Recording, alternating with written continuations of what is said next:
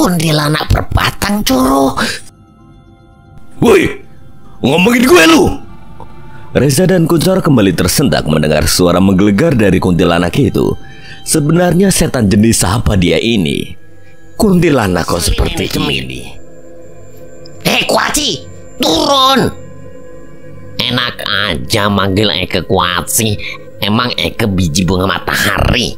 Nama Eke Kucicu. Kamu lagi, kenapa kamu selalu ngikutin kita sih? Kuntilanak itu hanya tersenyum lebar, giginya yang tajam terlihat jelas. Eke seneng sama kalian. Biasanya banyak cowok yang takut sama Eke, tapi kalian malah nggak takut. Eke jadi suka sama kalian. Apalagi sama Mamas Kecoa. Malampir, jangan ganggu pacar Eke ya. Nggak usah kegenitan. Siapa kau setan laknat? Eke Kucicu. Lontong, ngapain blototin Mamas Coro? Mau Eke ganti kain kafan you pakai daun pisang?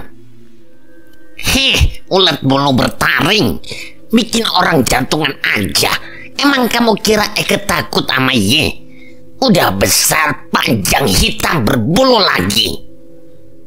Cepat pergi biar Eke yang nahan malampir. Nyi Arum meronta-ronta menjenggut rambut Kucicu sembari terus memukul kepalanya. Lepaskan aku setan laknat. Gak akan Eke biarin kamu nyakitin Mamas Coro. Akan aku hancurkan tubuhmu. Kalian berani melawanku. Untuk apa kami takut dengan malampir? Sekali lagi mau manggilku malampir, akan aku sobek mulutmu setan redahan. MAMALAPPR Mak Lampir. Akan aku lenyapkan kalian semua. Mas Wowo. Gendro mengerang kesakitan namun tetap bertahan mencoba menahan serangan Nyi Arum, memberi isyarat dengan suara geraman pada Kucicu yang merasa khawatir. Mas Wowo memang pejantan tangguh deh. Assalamualaikum warahmatullahi wabarakatuh. Kembali lagi di channel Portal Dimensi bersama saya Reza di sini. Kali ini Reza akan bercerita karena Selamat minta libur.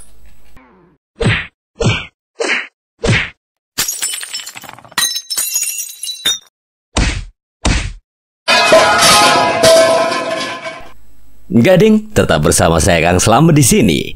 Kali ini Kang Slamet akan bercerita tentang kisah yang berjudul Dua Pendekar Lembah Nyengat. Cerita ini ditulis oleh Ristori, dan sebelum kita masuk ke ceritanya, buat kalian yang belum subscribe channel ini, tekan tombol subscribe-nya terlebih dahulu dan tekan tombol notifikasinya agar kalian tidak ketinggalan cerita terbaru dari Portal Dimensi. Oh ya, jangan lupa follow Instagram dan juga join WhatsApp grupnya juga. Gak usah berlama-lama lagi, langsung saja kita masuk ke ceritanya.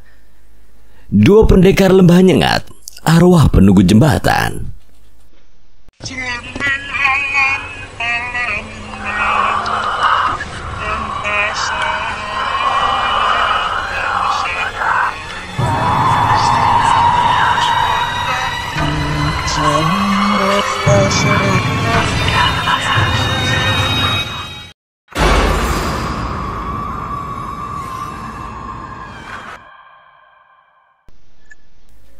Di balik setiap senyuman terkadang tersimpan sebuah kesedihan yang tidak pernah terungkap. Kehidupan manusia seringkali dipenuhi dengan tawa dan keceriaan. Namun di balik itu semua ada luka yang mendalam tersembunyi dari pandangan dunia. Seperti halnya kisah arwah penunggu jembatan merah ini. Malam itu angin berhembus kencang di sekitar jembatan merah, membuat daun-daun kering berterbangan dan ranting-ranting pohon bergoyang seperti menari dalam kegelapan. Suara gemerisik daun yang bergesekan dengan aspal serta desiran air sungai yang mengalir pelan di bawah jembatan menciptakan suasana yang mencekam. Jembatan merah berdiri megah namun angker, dengan cat merahnya yang sudah mulai pudar, memberikan kesan usang dan penuh misteri.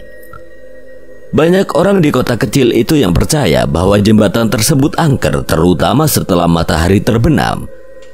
Kabarnya ada arwah yang menghuni jembatan itu. Sejak kematiannya yang penuh kejanggalan, jiwanya tidak pernah tenang dan terus gentayangan, mencari sesuatu yang belum bisa dia dapatkan di dunia ini. Malam itu seorang pemuda bernama Joko yang dikenal pemberani dan agak sok tahu memutuskan untuk menguji nyalinya bersama dua temannya, Budi dan Andi. Mereka berdiri di ujung jembatan, siap menantang ketakutan yang selama ini hanya menjadi desas-desus di kalangan warga. Ayo buktikan kalau kalian tidak penakut, tantang Joko dengan nada setengah mengejek sembari melangkah maju menuju tengah jembatan. Budi yang dikenal paling pengecut di antara mereka langsung mundur sedikit, wajahnya pucat. Jok, ini beneran gak apa-apa. Kata orang-orang jembatan ini angker banget loh. Lagi pula ngapain sih kita nyari masalah di sini? Wah, kamu itu terlalu banyak dengar cerita orang. Lagian mana mungkin, Bud, ada arwah yang bisa muncul begitu saja. Kalau iya pasti kita udah denger ceritanya dari TV. Andi yang dari tadi diam saja hanya menggelengkan kepala. Kamu gak takut, Jok? Tapi aku juga gak yakin mau ketemu sama arwah. Apalagi arwahnya menyeramkan. Kata orang-orang si arwahnya suka jahil. Namun Joko tetap melangkah maju seolah tidak terpengaruh. Dia ingin membuktikan bahwa cerita tentang arwah penunggu jembatan hanyalah mitos belaka. Tapi malam itu jembatan terasa berbeda, lebih sunyi dari biasanya, seperti ada yang menunggu. Ketika mereka mencapai bagian tengah jembatan, tiba-tiba angin berhenti berhembus, menciptakan keheningan yang mencekam. Joko menghentikan langkahnya dan merasa ada sesuatu yang aneh. Dia mencoba untuk tidak menunjukkan rasa takut meski hatinya mulai berdegup lebih kencang. Lihat, gak ada apa-apa kan? Cuma cerita-cerita doang itu. Mana arwahnya? Namun tepat setelah kata-kata itu keluar dari mulutnya, mereka mendengar suara tawa pelan di belakang mereka.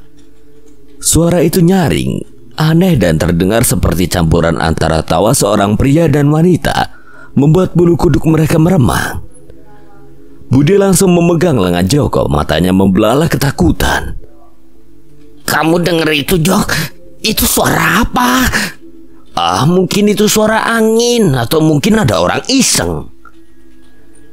Belum sempat Joko menyelesaikan kalimatnya, sebuah bayangan tipis muncul di depan mereka. Sosok itu tinggi dengan pakaian yang mencolok, seperti seorang wanita yang sedang berdandan berlebihan. Wajahnya setengah tertutup rambut panjang, namun mata merahnya bersinar dalam kegelapan, menatap mereka dengan tatapan tajam yang membuat darah mereka membeku. Aduh, jangan bilang ini arwah itu. Heh, siapa yang bilang Eke cuma cerita? Eke di sini, selalu di sini, menunggu kalian. Joko yang tadinya penuh keberanian kini merasa ketakutannya tidak bisa dia jelaskan. Dia mundur perlahan, tetapi arwah itu semakin mendekat hingga jaraknya hanya beberapa langkah dari mereka. Kalian gak takut ya sama Eke? Berani sekali datang ke sini. Mau ketemu Eke ya? Ketiga pemuda itu hanya bisa diam. Tubuh mereka terasa kaku, tidak mampu bergerak atau bersuara. Arwah itu memandang mereka satu persatu sebelum akhirnya berhenti pada Joko yang sejak awal merasa paling berani. Kamu kenapa berani sekali? Arwah itu melayang semakin mendekat hingga wajahnya hanya beberapa sentimeter dari Joko. Keringat semakin membasahi kening Joko. Matanya ingin ia pejamkan agar tidak melihat sosok setan itu. Namun kelopak matanya seolah mati rasa, tidak mampu digerakkan hingga matanya terasa pedas. Kamu tidak takut jadi korban berikutnya? Joko hanya bisa menggelengkan kepala, keringat dingin mengucur deras dari dahinya. Aku tidak tahu. Kami hanya ingin tahu apakah cerita itu benar. Terus, kalau kalian sudah memastikannya, apa kalian ingin mengajak Eke malam mingguan? Ketiga pemuda itu akhirnya sadar bahwa mereka telah membuat kesalahan besar dengan datang ke sini. Mereka berusaha untuk melarikan diri, namun tubuh mereka terasa berat, seolah ada yang menahan mereka untuk tetap di tempat. Tolong jangan sakiti kami. Tidak perlu takut. Eke tidak akan menyakiti kalian selama kalian tidak macem-macem. Tapi ingat, jangan pernah datang ke sini lagi kalau kalian tidak ingin mengalami nasib yang sama sepertiku. Dengan satu gerakan tangan, arwah penunggu jembatan itu menghilang, meninggalkan bau aneh yang menusuk hidung dan sensasi dingin yang merayap di kulit mereka. Begitu arwah itu lenyap, tubuh mereka kembali bisa bergerak dan tanpa pikir dua kali, mereka lari tunggang langgang meninggalkan jembatan itu. Malam itu tiga pemuda tersebut tidak pernah lagi berani mendekati jembatan merah. Cerita tentang arwah penunggu jembatan semakin menyebar, namun menjadi legenda yang diceritakan dari mulut ke mulut. Namun bagi mereka yang berani dan penasaran, jembatan itu tetap menjadi tempat penuh misteri yang mengundang bahaya. Di sisi lain, arwah itu masih ada di sana menunggu hari di mana keadilan bisa ditegakkan. Hingga saat itu tiba, dia akan terus berada di jembatan ini, menanti seseorang yang ingin membantunya mencari kedamaian. Di sebuah bukit kecil di pinggiran desa, di bawah rindangnya pohon-pohon tua, warga desa berkumpul untuk mengadakan pemakaman. Suasana hening penuh dengan kesadaran akan beratnya beban yang telah dilepaskan dari desa ini. Angin berhembus lembut seakan membawa pergi sisa-sisa gemerlap yang pernah mengikat mereka. Di tengah sunyi, suara gemerisik dedaunan mengiringi langkah-langkah berat menuju ke tempat peristirahatan terakhir. Sosok yang pernah menebar ketakutan di desa Girimulyo. Segera masukkan jasad Nyi Arum ke dalam. Biar kami saja yang melakukannya, Mbah. Reza dan Kuncoro dengan hati-hati membawa karung berisi tulang belulang Nyi Arum. Dengan kepala tertunduk, mereka berdiri di sekeliling gundukan tanah yang baru saja ditimbun, memanjatkan doa-doa dalam hati. Mereka sadar ini bukan hanya pemakaman bagi Nyi Arum, tetapi juga sebuah tanda berakhirnya bab gelap dalam sejarah desa mereka. Kini saat tanah kembali menutupi lembaran kelam itu, harapan baru mulai menyusup ke dalam hati setiap orang yang hadir, mengingatkan mereka bahwa cahaya akan selalu menemukan jalannya, bahkan di tempat-tempat yang paling gelap. Suara ayat-ayat suci dilantunkan oleh Mbak Arya dan tokoh-tokoh agama desa Girimulyo. Warga desa mulai menaburkan bunga di atas kubur, memberikan penghormatan terakhir pada Nyi Arum yang kini telah kembali ke asalnya. Selesai menguburkan jasad Nyi Arum, warga desa membubarkan diri untuk berkumpul kembali di balai desa. Hari ini, warga desa Girimulyo berencana mengadakan acara syukuran, sekaligus mengadakan doa bersama untuk Nyi Arum. Kejadian di masa lalu membuat mereka sedikit merasa bersalah atas kematian Nyi Arum. Ayo kita let's go ke balai desa. Klepon dan kawan-kawan sudah menunggu.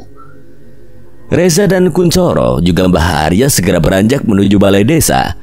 Namun belum sempat keluar dari area pemakaman, Mbah Arya menarik bahu mereka berdua seraya menatap ke sebuah pohon beringin yang berada di dekat pemakaman. Ada apa lagi, Mbah? Kalian perlu melihatnya. Reza dan Kuncoro menoleh bersamaan ke arah tempat yang ditunjuk Mbah Arya. Dari sudut pemakaman, tepatnya di bawah pohon beringin yang rindang, satu sosok tersenyum menatap ke arah mereka. Itu siapa, Mbah? Dia adalah Nyi Arum. Setiap roh yang akan menuju kedamaian akan berubah seperti wujud roh manusia kembali. Reza dan Kuncoro saling tatap. Mereka terkejut melihat roh Nyi Arum berdiri di sana sembari memasang senyuman hangat ke arah mereka. Wujudnya sudah bukan seperti kuntilanak hitam, melainkan wujud asli Nyi Arum. Wanita itu berterima kasih pada kalian karena sudah membantunya terlepas dari jeratan ilmu hitam. Reza dan Kuncoro menyeringai. Baru kali ini mereka merasa ada sosok gaib yang berterima kasih secara langsung pada mereka berdua. Perasaan yang baru kali ini mereka rasakan membuat hati sedikit renyuh. Ternyata ini yang selama ini Mahendra dan Aswan rasakan ketika berhasil membantu roh yang belum tenang. Seumur-umur baru kali ini aku ngerasain ada sosok gaib terima kasih. Mendapatkan rasa terima kasih dari orang yang ditolong adalah pengalaman yang menggetarkan jiwa. Ucapan terima kasih yang tulus tidak hanya membuat hati merasa dihargai, tetapi juga menumbuhkan rasa bahagia dan kedamaian. Jadikan ini sebagai pengingat bahwa setiap tindakan kecil kita bisa memberikan dampak besar dalam kehidupan orang lain, menciptakan lingkungan kebaikan yang terus berputar-putar tanpa henti. Reza dan Kuncoro mengangguk. Mereka telah melakukan yang terbaik, memberikan Nyi Arum kedamaian yang tidak didapatkan dalam hidupnya. Semoga rohmu tenang di alam sana, Nyi Arum. Nyi Arum adalah sebuah cerminan dari bagaimana dendam yang tidak terurai dapat merusak dan menghancurkan. Tidak hanya bagi diri sendiri, tetapi juga bagi orang-orang yang tidak berdosa. Nyi Arum yang dahulu adalah sosok yang penuh kasih berubah menjadi makhluk yang menakutkan akibat dendam kesumat yang dipelihara begitu lama. Dalam hidup ia dipenuhi oleh kekecewaan dan pengkhianatan, dan dalam kematiannya ia menjadi bayang-bayang kelam yang menakutkan desa Girimulyo. Namun ketika dendamnya akhirnya dihapus melalui penguburan jasad yang layak, roh yang penuh amarah itu menemukan kedamaian yang telah lama hilang. Setelah pemakaman, suasana di desa Girimulyo berangsur-angsur berubah menjadi lebih cerah. Warga desa yang selama ini hidup dalam ketakutan mulai merasakan kelegaan yang mendalam. Wah, ramai sekali di sini. Makanannya juga rame ya. Ada klepon, getuk, dan kawan-kawannya. Di balai desa, suasana meriah mulai terasa. Warga desa menyajikan berbagai makanan dan jajanan tradisional seperti klepon, serabi, getuk, dan berbagai hidangan lainnya. Meja-meja dipenuhi dengan makanan dan anak-anak berlarian dengan gembira, bebas dari bayang-bayang ketakutan yang selama ini menghantui mereka. Reza, Kuncoro, dan Mbah Arya disambut oleh Pak Hartono, kepala desa Girimulyo. Mas Paijo dan Bos Arman juga sudah duduk di kursi yang telah disiapkan. Ayo mari duduk di sana. Mereka duduk di antara para tokoh desa dengan meja yang sudah dihiasi beraneka ragam jajan. Klepon hangat yang baru saja dihidangkan membuat Reza dan Kuncoro tidak bisa menahan diri lebih lama lagi. Boyo sing sopan kalau makan. Itu gulone muncrat kemana-mana. Tidak apa-apa, Mbah. Biar nanti saya suruh pengurus balai desa yang membersihkan. Kalian boleh makan sepuasnya. Coba, wong Pak Hartono juga tidak masalah kok. Jaga adab kalian, di depan kalian sekarang banyak orang tua. Mbah Arya membelalakan mata, membuat Reza dan Kuncoro terdiam seketika. Reza dan Kuncoro seketika berhenti makan saat melihat Mbah Arya melebarkan mata tanpa mengunyah. Segumpal klepon langsung ditelan oleh Reza dan Kuncoro. Kamu kenapa, Colo? Wajah Kuncoro memerah. Ia tidak bisa menjawab pertanyaan Reza, hanya memberi isyarat dengan menunjuk lehernya. Mbah Arya yang melihat itu segera berdiri lalu memukul tengkuk Kuncoro dengan keras. Segeluntung klepon muncrat dari mulutnya. Hampir saja. Keselak klepon. Setelah kejadian, Kuncoro keselak klepon dan semua warga duduk menikmati makanan. Pak Hartono, kepala desa, memulai perbincangannya sedikit lebih serius. Alhamdulillah kita semua bisa berkumpul di sini dengan perasaan lega. Terima kasih pada Reza, Kuncoro, Mbah Arya, dan juga Mas Paijo yang telah membantu mengatasi teror Nyi Arum. Sekarang kami ingin mendengar langsung dari kalian apa yang sebenarnya terjadi di pabrik itu. Reza dan Kuncoro saling pandang sejenak sebelum Reza mulai bercerita. Dia menjelaskan bagaimana Nyi Arum yang dulunya adalah wanita baik hati berubah menjadi roh pendendam karena perlakuan buruk yang ia terima semasa hidupnya. Nyi Arum adalah korban dari ketidakadilan karena penderitaan yang dia alami. Dia berubah menjadi sosok yang penuh kebencian. Tidak ada yang memahami keadaannya saat itu. Semuanya dia gantung seorang diri hingga akhirnya dia memutuskan untuk membalas semua orang yang telah menyakitinya dengan cara yang salah, yaitu bersekutu dengan setan terkutuk. Reza melanjutkan menjelaskan bagaimana dendam Nyi Arum berkepanjangan hingga mengincar warga desa. Semua itu karena warga desa tidak mampu memahami keadaannya dan malah main hakim sendiri dengan membakar pabrik serta dirinya. Jika saja bisa mengerti dan tidak main hakim sendiri, mungkin Nyi Arum masih bisa diselamatkan dari jeratan ilmu hitam. Ya, kami tahu bahwa tindakan para pendahulu kami memang bukanlah hal yang dapat dibenarkan. Tapi mungkin juga ada yang menghasut mereka hingga mereka lupa diri dan melakukan tindakan main hakim sendiri. Mbah Arya yang sejak tadi diam akhirnya membuka suara. Desa ini memang telah digelapkan oleh sosok yang disembah oleh Nyi Arum. Dialah biang keladi dari semua ini. Setan terkutuk itu menciptakan kutukan dendam pada Nyi Arum dan warga desa agar bisa mendapatkan tumbal. Setan itu menyesatkan warga desa dengan kebencian dan kemarahan, mengaburkan pandangan mereka hingga mereka merasa benar untuk menghukum Nyi Arum. Mbah Arya menjelaskan lebih lanjut kalau setan yang disembah oleh Nyi Arum adalah sosok yang sangat kuat dan licik. Ia menanamkan rasa benci dan dendam di hati orang-orang, membuat mereka tidak bisa berpikir jernih. Akhirnya ketika mendengar kalau Nyi Arum menjadikan pekerjaannya sebagai tumbal, warga desa seketika dibutakan oleh kebencian dan akhirnya membuat mereka main hakim sendiri. Dengan begitu setan itu mendapatkan apa yang dia inginkan. Tumbal jiwa dan roh pendendam yang bisa ia kendalikan.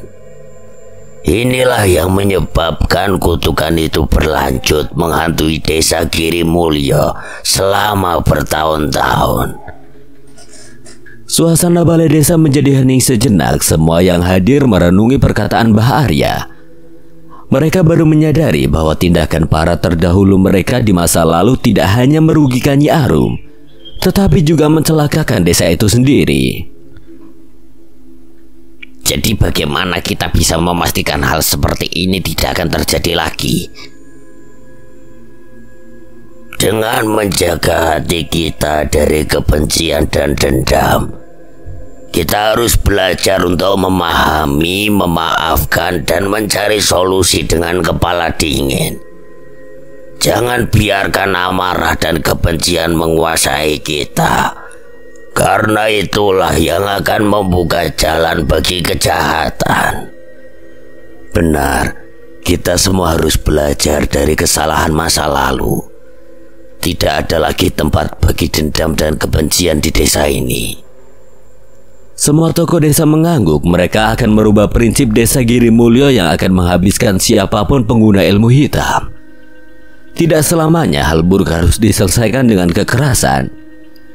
Pikiran dan hati harus diselaraskan dengan tindakan agar tidak terjadi dendam yang berkepanjangan. Lalu apa pabrik sekarang udah aman? Seharusnya dengan pemakaman jasad dan penghancuran patung yang disembah Nyi Arum, tidak ada lagi yang mengganggu warga desa ataupun pekerja pabrik. Lalu bagaimana dengan sosok yang disembah Nyi Arum, Mbah? Bukannya dia yang menyebabkan ini semua? Bagaimana kalau dirinya muncul kembali? Kamu tidak perlu khawatir, Jo. Setan itu tidak akan muncul lagi. Duit sepertinya tidak akan turun langsung untuk mencari tumbal. Terlebih lagi perjanjian dengan pengikutnya di sini sudah terputus. Hubungan antara sosok yang disembah dan pengikutnya itu seperti rantai. Selama rantai itu utuh, mereka terhubung erat satu dengan yang lain. Ketika pengikutnya memutuskan untuk berhenti menyembah, ketika mereka menghancurkan simbol yang menjadi pusat kekuatannya, seperti patung yang dihancurkan, rantai itu pun putus. Semua yang hadir terdiam merenungi kata-kata Mbah Arya. Sosok orang tua itu melanjutkan dengan suara yang lebih tenang. Jadi jika sudah memutuskan ikatan itu, tidak ada lagi alasan baginya untuk kembali ke sini. Ini juga pengingat bagi kita semua bahwa kekuatan kegelapan hanya bisa bertambah selama ada yang memberinya ruang dan kuasa. Syukurlah kalau tidak ada lagi gangguan.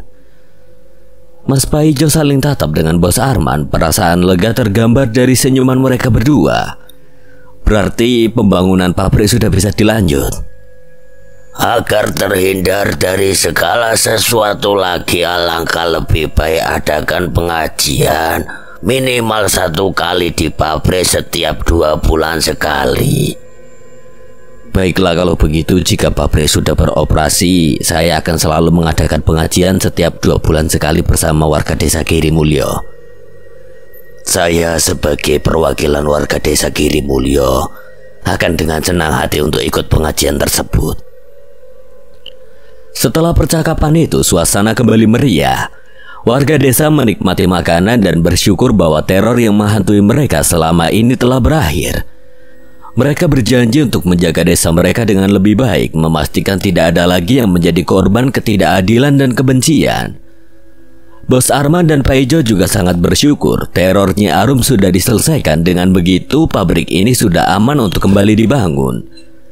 Setelah pertemuan dan doa bersama di balai desa selesai, Reza, Kuncoro, dan Mbah Arya kembali ke rumah singgah Mas Paijo. Suasana sore itu terasa lebih tenang daripada biasanya. Angin berhembus perlahan membawa kesejukan setelah malam yang penuh ketegangan. Mbah Arya tampak termenung mengingat kembali kejadian di pabrik yang baru saja mereka lalui. Aku masih tidak menyangka kalau Nyai Lawe ternyata dalang dari permasalahan ini.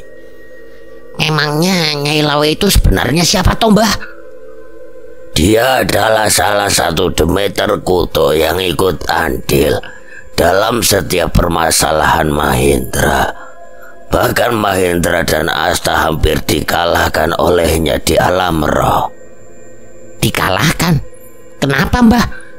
Setahu kami Mahendra dan Aswan selalu berhasil menyelesaikan permasalahannya. Saat tragedi Tembang Jiwo, mereka bercerita pada Simba kalau mereka bertemu salah satu setan terkutuk dari Segoro Gede, yaitu Nyai Lawe Durganala. Jika saja mereka tidak keluar dari alam roh, mungkin mereka tidak akan hidup hingga saat ini. Reza dan Kuncoro menelan ludah. Bahkan kedua sahabat mereka yang memiliki kemampuan di atas Mbah Arya saja hampir direnggut nyawanya. Jika saja semalam tidak ada Mbah Arya dan waktu sudah pagi, mungkin mereka juga tidak akan selamat dari Nyai Lawe. Lalu bagaimana mengalahkannya, Mbah? Kalau Mahendra dan Aswan saja tidak mampu berhadapan dengannya. Saat itu kekuatan mereka belum cukup untuk berhadapan dengannya. Tapi apa, Mbah? Tapi kali ini berbeda. Mereka sudah berlatih sangat keras untuk bisa mengalahkannya. Kekuatan mereka sudah meningkat dengan pesat. Simba yakin jika bertemu kembali mereka pasti akan mengalahkan Nyai Lawe. Yo kenapa gak diparani wae, Mbah? Kalau tahu lokasinya pasti sudah diparani. Selama ini Mahendra dan Aswan masih belum menemukan petunjuk di mana Nyai Lawe bersemayam. Tidak banyak juga informasi mengenai Nyai Lawe. Hal tersebutlah yang membuat mereka kesulitan untuk menemukan di mana Nyai Lawe berada. Mendengar perkataan Mbah Arya, bola mata Reza seketika melebar, teringat akan satu hal. Oh iya, Mbah, aku hampir lupa. Reza merogoh kantong celananya, mengeluarkan secari kertas usang dengan tepi yang sudah rapuh karena usia. Ia memberikan kertas itu pada Mbah Arya. Kertas opo iki? Kertas usang yang kami temukan di ruang ritual Nyi Arum, Mbah. Tepatnya di depan patung Nyai Lawe berada. Karena penasaran dengan tulisannya, jadi aku membawanya untuk Mbah Arya artikan. Mbah Arya menerima kertas tersebut dengan hati-hati. Yang membuka lipatannya dan mulai memperhatikan tulisan aksara Jawa yang tertera di sana. Kuncoro yang duduk di sebelahnya mencondongkan tubuhnya sedikit ke depan. berusaha melihat apa yang sedang diperhatikan oleh Mbah Arya. Apa isine, Mbah? Ketombe karo sawang. Kuncoro menoleh. Tepat di hadapannya wajah datar Mbah Arya terpampang sedikit kesal. Kepalanya menutupi Mbah Arya yang sedang membaca kertas itu dengan detail. Maaf, Mbah, nggak tahu. Kuncoro bergeser. Mbah Arya kembali fokus memperhatikan tulisan di kertas tersebut. Matanya bergerak mengikuti baris demi baris tulisan, semakin dalam mempelajari pesan yang tertulis di kertas itu. Wajahnya tampak serius, seolah sedang memecahkan teka-teki yang rumit. Setelah beberapa saat, Mbah Arya menatap Reza dan Kuncoro namun tidak segera memberikan penjelasan. Tampak berpikir sejenak, lalu melipatnya kembali kertas itu dengan hati-hati. Apa isinya, Mbah? Tulisan ini mungkin petunjuk yang sangat penting, namun Simba belum bisa menjelaskannya sekarang. Yang pasti ini berhubungan dengan sesuatu yang lebih besar dan lebih berbahaya. Reza dan Kuncoro saling pandang, bingung dengan jawaban Mbah Arya. Entah apa isi tulisan di kertas tersebut hingga membuat Mbah Arya memilih untuk tidak membahasnya lebih jauh. Ia menatap mereka dengan pandangan bijak, seolah mengetahui bahwa saat ini bukan waktu yang tepat untuk membicarakan masalah yang lebih besar. Simba akan menjelaskan lebih lanjut nanti ketika Mahendra dan Aswan sudah bersama kita. Untuk saat ini kalian istirahat saja dulu. Setelah itu kita pulang.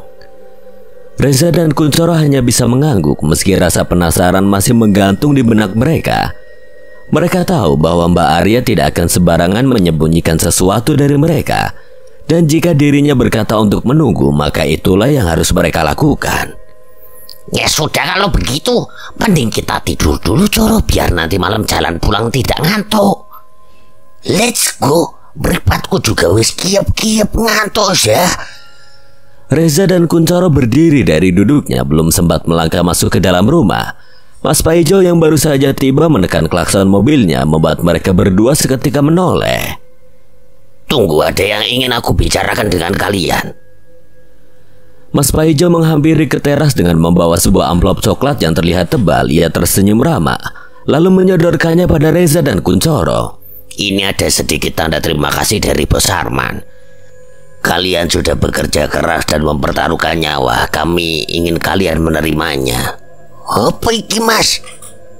Uang untuk kalian berdua, meski tidak banyak. Saya dan Bos Arman berharap kalian mau menerimanya. Reza dan Kuncoro saling pandang lagi. Kali ini lebih lama. Mereka mengerti maksud baik dari Mas Paijo dan Bos Arman. Namun setelah saling mengangguk, mereka menolak dengan sopan. Reza mendorong amplop itu kembali ke arah Mas Paijo. Maaf, Mas, kami tidak bisa menerimanya. Kami membantu bukan karena uang. Bener, Mas Paijo. Daripada uang, mending ayam mingkung aja, Yosa. Kita makan bareng-bareng. Mas Paijo tertawa mendengar jawaban Kuncoro, tetapi ia tetap bersikeras. Ini bukan soal uang, tapi apresiasi dari kami. Tolong terima, anggap saja ini sebagai tanda terima kasih. Meskipun Mas Paijo terus mencoba membujuk, Reza dan Kuncoro tetap kukuh pada pendirian mereka. Mereka merasa bahwa bantuan yang mereka berikan bukanlah sesuatu yang bisa diukur dengan uang. Terutama karena mereka melakukannya dengan niat tulus untuk melindungi desa. Terlebih lagi, ini juga merupakan latihan pertama mereka untuk menyelesaikan permasalahan yang berhubungan dengan hal gaib. Terima kasih, Mas Paijo, tapi kami tetap tidak akan menerimanya. Apa yang mereka lakukan adalah tindakan yang didasari oleh niat tulus, Paijo. Jika mereka memilih untuk tidak menerima hadiah ini, kamu harus menghormati keputusan mereka. Mendengar perkataan Mbah Arya, akhirnya Mas Paijo menyerah dan menarik kembali amplop tersebut. Baiklah kalau begitu, tapi sebagai gantinya, kalian ingin makan apa malam ini? Reza dan Kuncoro saling melirik, senyuman lebar mulai muncul di wajah mereka. Kali ini mereka tidak bisa menolak tawaran yang begitu menggoda itu. Nasi liwet ayam ingkung enak kayak Mas. Iya, sama oseng kangkung. Mbah Arya yang sedang duduk di teras rumah menyauti perkataan mereka. Gorengannya jangan lupa, Jo. Mas Paijo tertawa kecil sambil mengeluarkan ponselnya untuk mencatat pesanan mereka. Meski mereka menolak uang yang ia berikan, Mas Paijo senang bisa mentraktir mereka sebagai gantinya. Oke, saya belikan dulu. Kalian istirahat.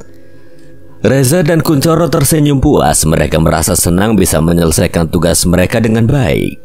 Dan sekarang mereka bisa bersantai sejenak sambil menunggu hidangan lezat yang akan segera datang. Mbah Arya mengamati mereka dengan senyum bangga, mengetahui bahwa kedua pemuda itu telah menunjukkan keberanian dan ketulusan yang luar biasa. Mereka mungkin masih muda, tetapi semangat mereka untuk melindungi dan berbuat baik sangatlah besar. Matahari mulai menghilang di balik horizon, memberikan panggung bagi bintang-bintang yang perlahan bermunculan di langit malam. Cahaya merah keemasan senja digantikan oleh kilauan bintang-bintang yang tersebar, seolah menyambut malam yang baru tiba. Angin sejuk mulai berhembus membawa aroma malam yang segar dan menenangkan. Di rumah singgah Mas Paijo, suasana hening setelah sholat maghrib berjamaah yang baru saja selesai.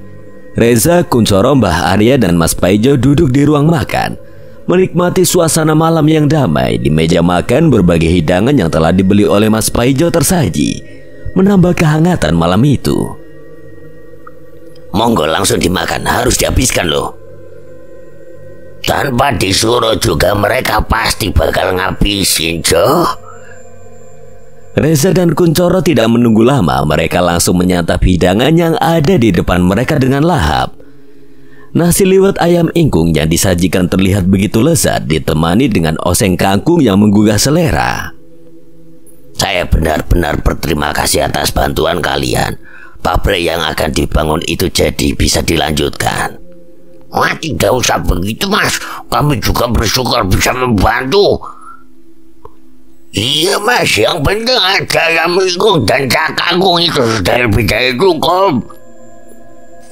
Cuman Mbah Aryo yang berada di sebelahnya menonjol kepala Kuncoro. Setelah mereka selesai makan, suasana kembali hening sejenak. Malam itu terasa begitu hangat. Bukan hanya karena makanan yang lezat, tetapi juga karena rasa syukur dan kebersamaan yang mereka rasakan. Tak lama kemudian, gema azan Isya berkumandang. Mereka melanjutkan sholat Isya berjamaah. Usai sholat Isya, Reza dan Kuncoro mulai bersiap-siap untuk kembali pulang. Mbah Arya juga sudah siap untuk pulang dan Mas Paijo menawarkan untuk mengantarkannya dengan mobil. Mbah, aku ikut mobil aja biar nggak capek di jalan. Tidak usah, kamu temani saja Kuncoro naik motor. Kalian kan berangkatnya bareng. Tapi Mbah, kalau naik motor silitku nanti geringgingan lagi. Mbah Arya berpaling menunjuk ke arah Kuncoro yang sedang memperhatikan knalpot motornya. Dirinya mencoba menempelkan kembali menggunakan solatip, namun selalu gagal dan terjatuh kembali. Kuncoro menggaruk-garuk kepalanya, bingung bagaimana knalpotnya bisa terpasang kembali. Kamu lihat, Coro, apa kamu gak kasihan sama dia? Reza mengikuti arah yang ditunjuk Mbah Arya. Sejenak dirinya terdiam.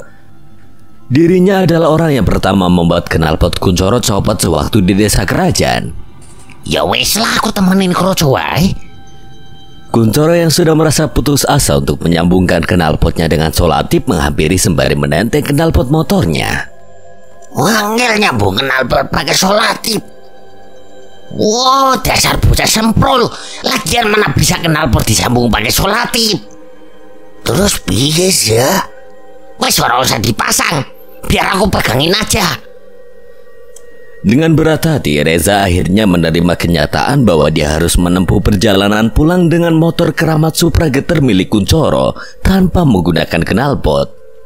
Kalian hati-hati, gak usah ngebut, nanti banyak lepas. Simba tunggu di rumah. Mas Paijo dan Mbah Arya berangkat lebih dulu dengan mobil, sementara Kuncoro bersiap memanaskan motornya yang disandarkan di pagar rumah singgah. Motormu gak pakai standar, Coro? Wis gak ono ya. Emangnya kemana? Kuncoro berhenti menyelam motornya lalu memasang wajah serius ke arah Reza. Dijadikan ganjil lawang karo bapakku ya. Reza terkejut sekaligus tertawa mendengar standar motor Kuncoro yang dijadikan ganja lawang oleh bapaknya. Kuncoro kembali menyala motornya. Hentakan pertama motornya belum menyala. Hentakan kedua masih sama seperti hentakan pertama, namun di hentakan ketiga, waduh! Reza mendekat melihat apa yang terjadi dengan Kuncoro yang tiba-tiba berjongkok. Kenapa, Coro? Kuncoro berdiri sembari mengangkat sebuah benda yang sebelumnya ia jadikan tutup kaleng sarden sewaktu menangkap tuyul. Sendal kucul ya? Reza menepuk jidat. Kuncoro selalu saja membuat hal yang tidak terduga. Reza menaruh knalpot motor Kuncoro lalu menyuruhnya untuk memperbaiki sandalnya lebih dulu. Sementara itu dirinya akan melanjutkan menyala motor.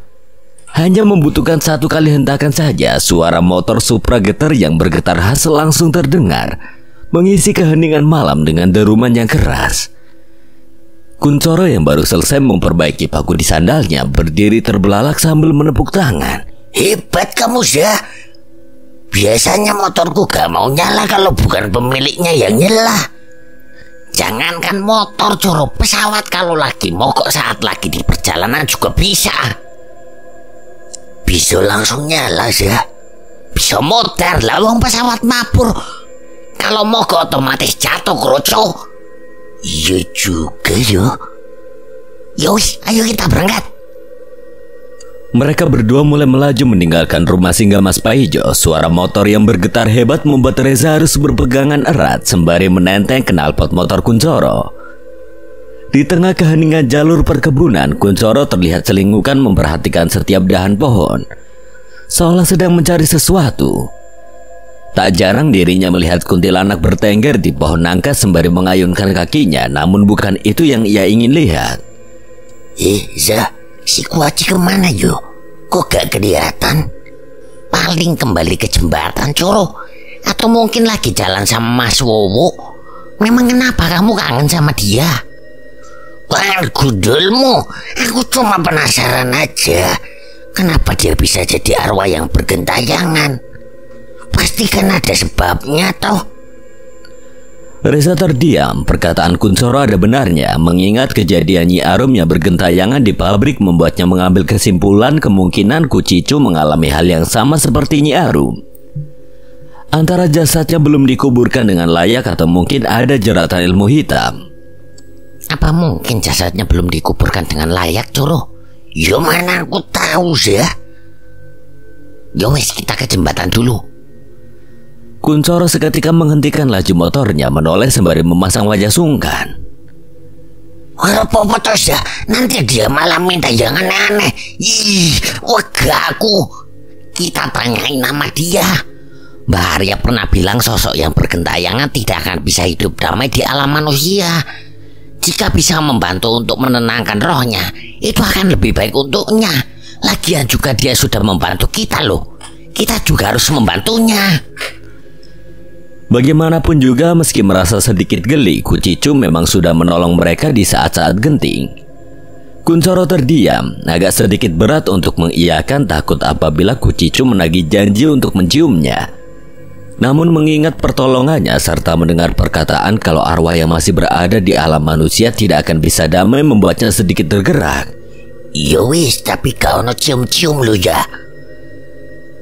Kesepakatan sudah dibuat, mereka akan menuju ke jembatan tempat pertama kali bertemu dengan Kucicu. Kuncoro kembali melajukan motornya untuk menanyakan apa yang membuat rohnya terus bergentayangan hingga saat ini. Suara motor yang terdengar seperti seseorang yang sedang kentut dalam air mulai menghiasi perjalanan mereka kembali. Namun di tengah perjalanan, Kuncoro tiba-tiba menghentikan motornya dengan mendadak. Reza yang tidak siap hampir saja terjatuh. Kutu kupret, kenapa kamu berhenti mendadak? Kuncoro tidak segera menjawab, ia hanya menatap lurus ke depan. Di kejauhan terlihat sekelompok orang berlarian dengan membawa kayu balok, besi dan bambu. Mereka tampak panik berlari ke arah tempat Reza dan Kuncoro. Reza melihat ke arah orang-orang itu dengan bingung. Apa ini? Kenapa mereka lari-larian kayak dikejar setan? Kuncoro hanya menaikkan kedua bahunya, tanda bahwa dirinya juga tidak tahu penyebab mereka lari. Salah satu dari orang yang berlari ke arah mereka tiba-tiba berhenti dan berteriak. Mundur, putar balik. Kalau gak mau mati. Memangnya ada apa, Mas?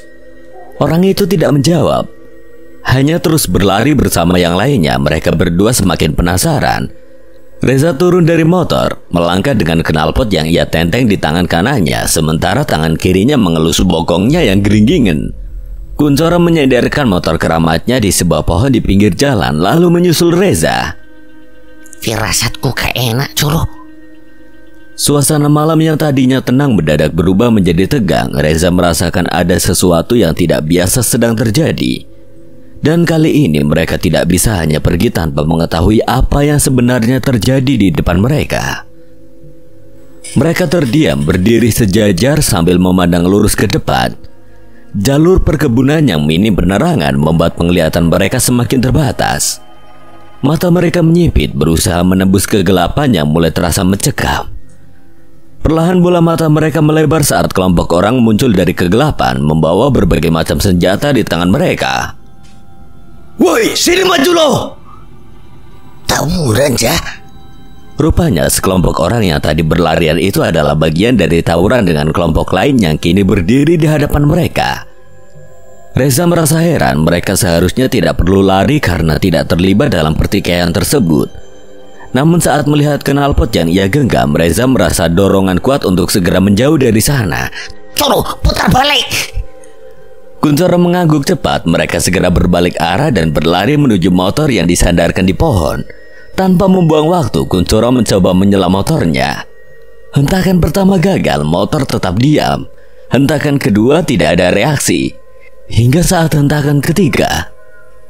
Walah jangkrik, sandalku lepas lagi, ya. Iya Gusti, duwe konco kok gawe nyoro, nyala sambil dorong aja. Mereka udah deket, Coro. Tidak ada pilihan lain, mereka harus segera kabur sebelum kelompok orang itu mengeroyok mereka. Reza segera menuju behel motor, mendorongnya dengan sekuat tenaga. Namun baru 2 meter, Kuncoro menghentikan motornya lagi. Kali ini meminta Reza untuk memeganginya. Kamu ngapain lagi, Coro? Sendalku ketinggalan, ya. Kuncoro berlari untuk mengambil sendal jepit warisan bapaknya yang tertinggal. Setelah mengambil sandalnya, dia segera kembali dan melanjutkan mendorong motor. Wong sandal udah putus, kenapa diambil lagi? Mereka kembali mendorong motor dengan cepat. Kuncoro berusaha menyelam motor sambil berlari. Reza sesekali menoleh ke belakang. Rasa panik semakin menjadi saat melihat sekelompok orang itu semakin mendekat. Lebih cepat lagi, Coro. Mendengar itu, Kuncoro melompat lebih tinggi dan menghentakkan selam motor dengan keras. Tapi motor tetap tidak mau menyala. Motornya gak mau nyala, ya. Belok ke perkebunan, kita ngumpet aja. Mereka berdua segera mengubah arah lari menuju perkebunan yang dipenuhi semak belukar. Jalur penuh akar yang mencuat dari tanah membuat usaha mereka semakin sulit. Mau kemana lagi, ya? Langkah mereka terhenti saat jalur yang mereka lalui mulai tertutup oleh semak belukar yang semakin lebat. Reza celingukan memperhatikan pepohonan di sekitarnya. Sembunyikan motormu di semak-semak, Coro. Kita manjat pohon. Kuncoro segera menyembunyikan motornya di balik semak belukar. Reza naik ke atas pohon lebih dulu, lalu mengulurkan tangannya untuk membantu Kuncoro naik. Dengan nafas yang masih tersengal-sengal, mereka memperhatikan sekelompok orang yang terus mencari mereka. Salah seorang dari mereka berhenti tepat di bawah pohon tempat mereka bersembunyi. Kemana orang-orang tadi? Kayaknya mereka nggak ke sini. Ayo kita cari ke tempat lain. Setelah mereka berlalu, Reza dan Kuncoro menarik nafas lega. Dirasa situasi sudah aman. Mereka berdua turun dari pohon dan mengambil motor yang disembunyikan di semak-semak. Motormu kenapa sih, Coro? Kok gak mau nyala? Aku juga nggak tahu, ya. Coba tak cek dulu. Kuncoro memeriksa mesin motornya, mencoba mencari tahu apa yang salah. Dia menggaruk-garuk kepala, bingung karena tidak menemukan masalah yang jelas. Aneh, rantainya masih ada. Spakbor juga aman. Apa yang rusak, yo? Reza yang sudah mendekat ikut memeriksa motor tersebut. Setelah memutari motor selama 5 kali, matanya tiba-tiba tertuju ke arah kontak motor. Reza mendengus kesal, lalu menepuk jidatnya sendiri. Bocah semprol. Dari tadi kontaknya gak kamu nyalain. Masa sih? Perasaan udah, ya. Coba kamu nyalain terus di sela lagi. Kuncoro segera menyalakan kontak motornya dan kali ini saat dia menyala motor, hanya sekali hentakan motor Supra Getter itu langsung menyala dengan raungan khasnya. Ternyata bener kontaknya belum tak nyalain. Emang benar-benar bangetan kamu Coro. Mereka berdua akhirnya melanjutkan perjalanan berharap tidak ada lagi kejadian konyol yang menimpa mereka malam itu. Malam semakin larut saat Reza dan Kuncoro melanjutkan perjalanan mereka. Motor Supra Getter milik Kuncoro masih bergetar hebat, memegahkan telinga dengan suara derumannya yang khas. Rasa was-was masih menyelimuti pikiran mereka berdua setelah kejadian di jalan sebelumnya. Dan malam ini terasa semakin mencekam seiring mereka mendekati jembatan. Di sepanjang perjalanan, Reza dan Kuncoro tidak banyak bicara. Pikiran mereka dipenuhi dengan berbagai kemungkinan tentang apa yang akan mereka temui di jembatan itu. Jembatan tersebut memiliki reputasi angker di kalangan warga desa, terutama di malam hari seperti ini. Angin malam berhembus dingin menusuk hingga ke tulang, membuat perjalanan yang sepi terasa semakin panjang dan berat. Kok sepi banget ya Coro? Ya jelas ya, wong penunggunya nyeremin. Orang-orang pada sungan lewat sini malam-malam. Sesampainya di jembatan, suasana seketika berubah, keheningan yang begitu mencekam menyelimuti mereka. Tidak ada suara jangkrik, tidak ada suara air mengalir. Seolah-olah seluruh alam berhenti untuk mengamati kedatangan mereka. Hanya ada suara motor Kuncoro yang akhirnya terhenti saat mereka berada di tengah jembatan. Cahaya lampu jalan yang biasanya menerangi jembatan itu tampak redup, seperti ketutup oleh sesuatu yang tidak terlihat. Kenapa sepi banget ya? Reza hanya mengangguk, matanya juga tidak lepas dari setiap sudut jembatan yang kini tampak lebih menyeramkan dari biasanya. Jembatan besi itu berderit pelan di bawah beban langkah kaki mereka, seolah-olah ikut merasakan beban berat yang mereka bawa malam itu. Suasana yang tadinya hanya hening kini berubah menjadi penuh ketegangan yang tidak bisa mereka abaikan. Tidak ada siapapun di sekitar mereka, hanya jembatan besi yang sunyi, sungai yang mengalir pelan di bawahnya, dan cahaya bulan yang tersamar oleh awan tipis di langit malam. Angin dingin berhembus membuat Reza dan Kuncoro mengelus tangan. Firasatku ndak enak Coro. Mereka menunggu beberapa saat berharap Kucicu akan segera menampakkan diri. Namun yang ditunggu tidak kunjung datang. Kuncoro mulai merasa gelisah. Tangannya memainkan kunci motor yang masih tergenggam di tangannya. Mungkin dia nggak akan muncul kalau kita gak panggil dulu ya. Coba kamu panggil Coro. Kuncoro mengangguk sebelum mengambil posisi duduk. Dirinya menggesek-gesekkan pantatnya pada sudut tiang besi. Wajahnya terlihat risih. Kamu kenapa sih Coro? Silitku kerawitan ya, kakek mangan kelepon. Pantes tak kira efek sampai Supra Getter. Wes cepet panggil Kuaci. Kuncoro segera mengambil posisi duduk sembari menangkupkan kedua tangan sejajar dengan dada. Matanya terpejam saat membaca mantra. Pantatnya terus bergerak ke kanan dan ke kiri. Walang keke, omahmu nang endi? Teko ora diparani beli wegasi ngeter. Mantra apa kuwi Coro? Iki mantra pemanggil ya. Terus kenapa gesek-gesek silit ke aspal? Jika deni silit kerawitan kok. Oh, tak kira gerakan dari mantra. Kuncoro kembali fokus membaca mantra pemanggil yang ia ciptakan. Reza celingukan saat menunggu respon. Suasana terasa semakin mencekam. Angin makin dingin dan bayangan gelap di sekitar mereka seakan-akan menari mengikuti irama ketegangan yang makin meningkat. Tiba-tiba terdengar suara tawa cekikikan yang khas, tawa yang hanya dimiliki oleh satu sosok, mengusik kesunyian malam.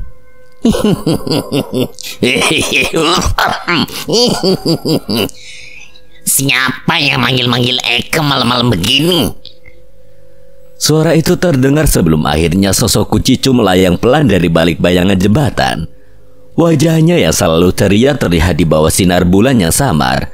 Rambutnya yang acak-acakan melambai mengikuti gerakan tubuhnya. Dia muncul Coro. Reza dan Kuncoro menatap Kucicu dengan tatapan serius, berbeda dari biasanya. Mereka tidak lagi merasa terganggu dengan kemunculan tiba-tiba Kucicu, melainkan merasa perlu menanyakan hal penting yang telah mengganggu pikiran mereka.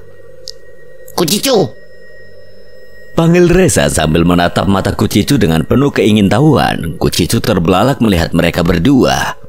Mama Coro, Mama Sengaja, kalian ngapain kesini? Pasti kangen ya sama Eke. Siapa sih kangen? Wong kami kesini cuma mau nanya. Mama Coro mau nanya apa? Pasti mau nanya Eke punya pacar atau enggak ya? Kucicu menyolek dagu Kuncoro. Kuncoro mundur selangkah, tidak ingin dekat-dekat dengan setan satu ini.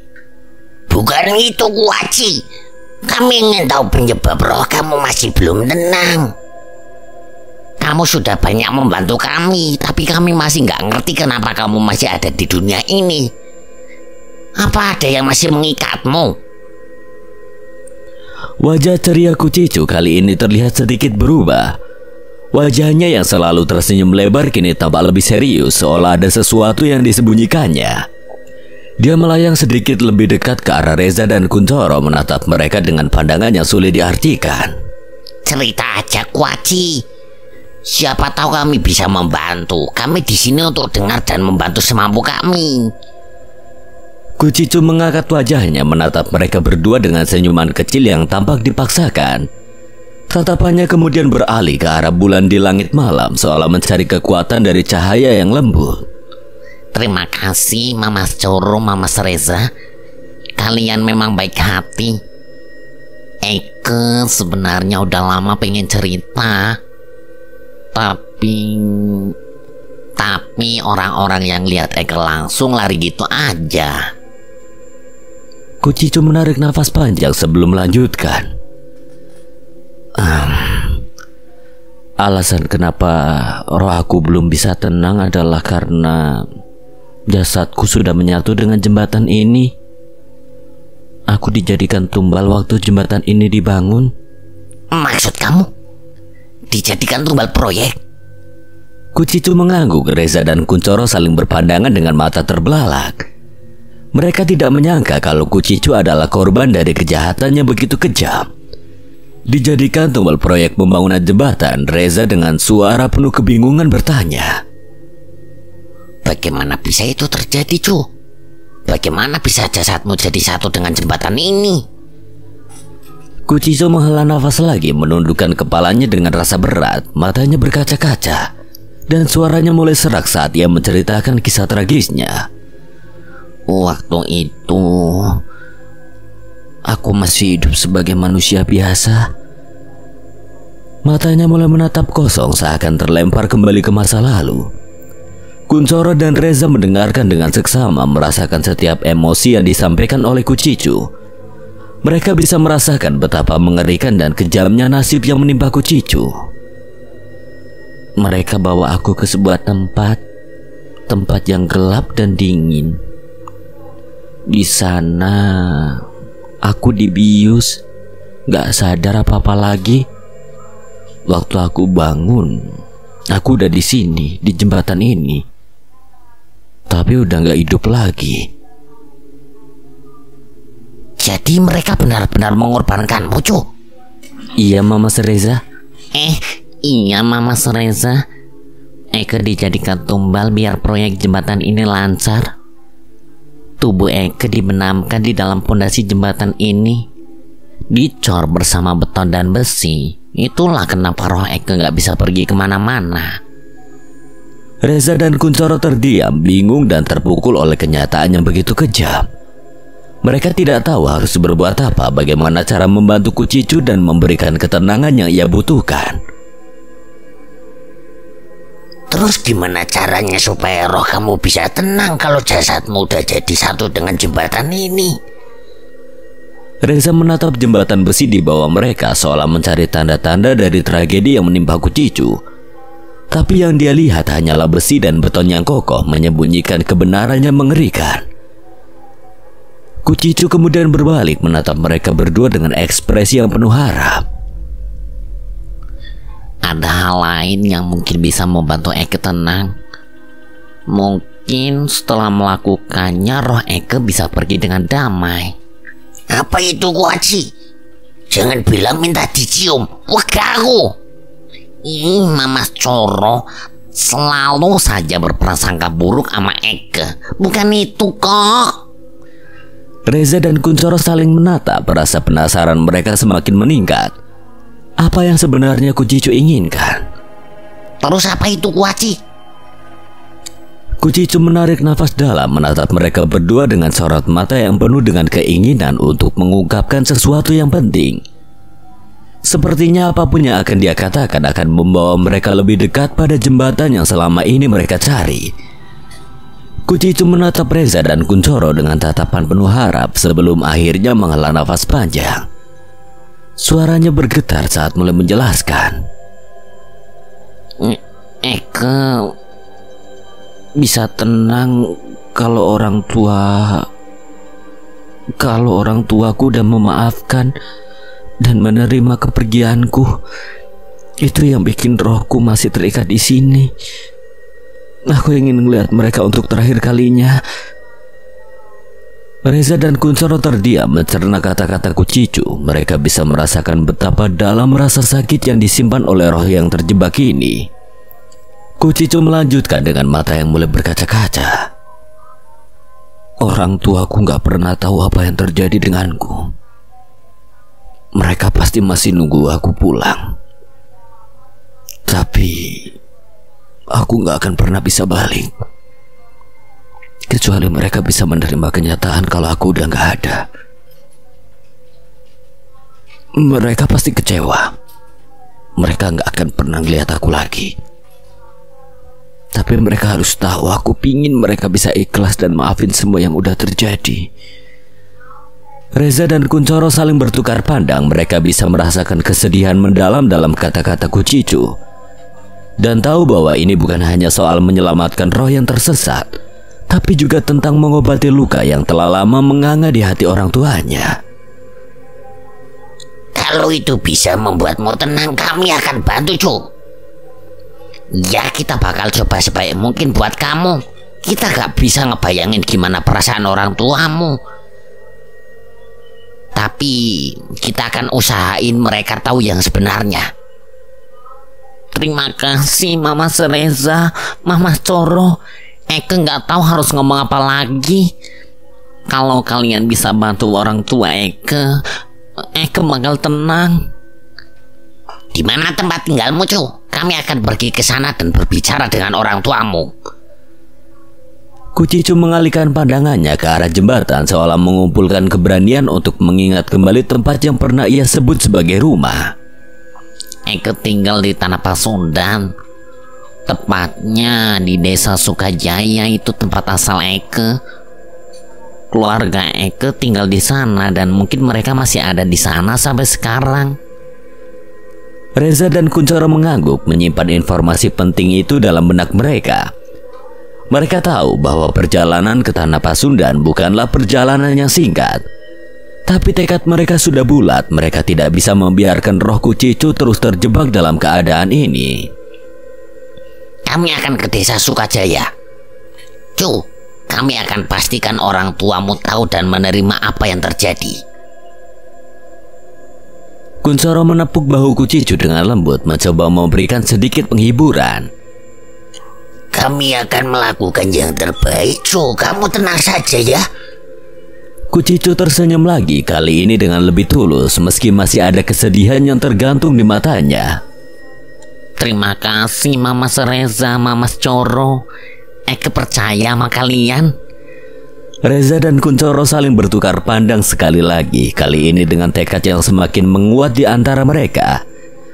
Misi baru ini akan membawa mereka jauh, tapi mereka tahu bahwa ini adalah langkah yang harus mereka ambil untuk membantu Kucicu menemukan kedamaian yang selama ini ia cari.